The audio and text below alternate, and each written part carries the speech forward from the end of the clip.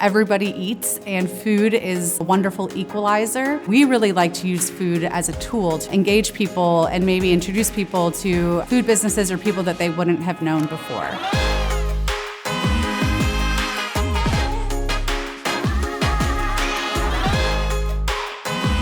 Craft at Chatham University works to provide workshops to the community that pair culinary skills with academic, historical, and cultural knowledge. Community members can purchase tickets. We also offer a discount for Chatham alumni, and then students can come and participate for free as an addition to their degrees that they're getting here at Chatham. We like to showcase a multitude of regional food businesses, including chefs, bakers, and other restaurateurs.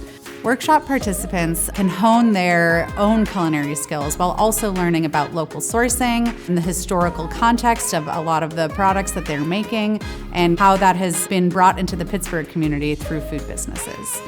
Throughout all of our educational programming, we strive to build community and connection to the food that we eat, to those that prepare it, and to the people doing the labor in this region.